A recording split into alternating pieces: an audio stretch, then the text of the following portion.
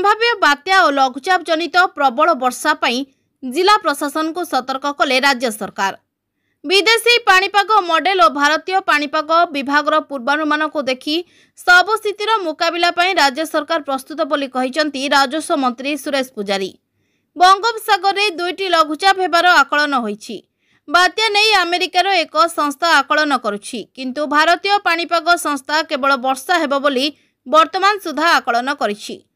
पाणीपाग विभाग रिपोर्ट अनुसार दक्षिण ओडिशा रे वर्षा अधिक हेबार संभावना रहिछि, तेणु ताकू रेड अलर्ट रे रखा जाइछि। उपकूल जिला गुडी को ऑरेंज अलर्ट रे रखिछु। वर्षा अधिक परिमाण हेबार संभावना थिबारु आमे जिला प्रशासन अलर्ट रे रखिछु। प्रकोप जदि बेसी हुए सेथिपाई आमे प्रस्तुत कम हेले भी तार मुकाबिला कराजो बोली राजस्व मंत्री कहिसंती। देखो पाणीपाग को आकलन करिया पई इंडियन मेटालॉजिकल डिपार्टमेंट अछि, जो माने सारा भारत वर्षर भिन्न भिन्न समय पाणीपागर आकलन करथांती,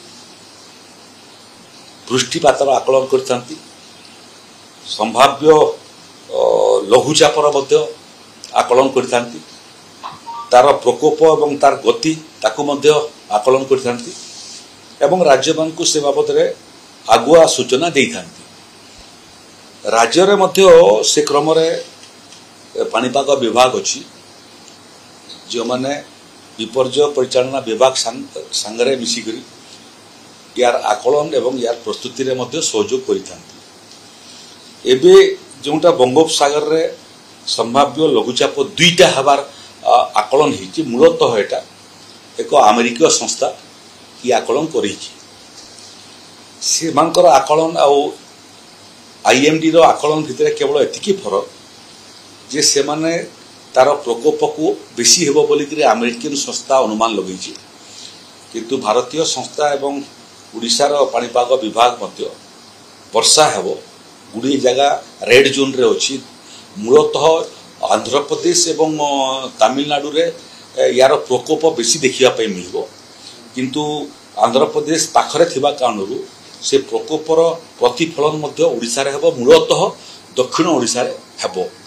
तेणु दक्षिण ओडिशार राज्य जिला माने जोटा गंजाम, कोरापुट, नवरंगपुर, ये सब गजपति, ये सब जिला को आम रेड जोन रे रखिचु।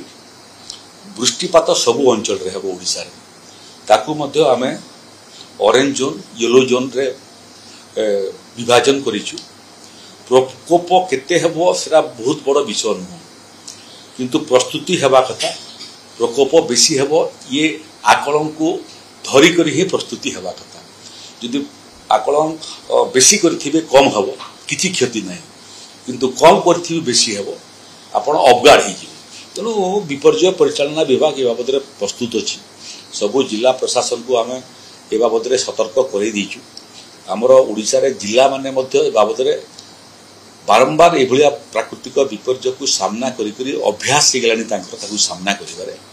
तेणु समस्त प्रस्तुति आम करी अच्छु।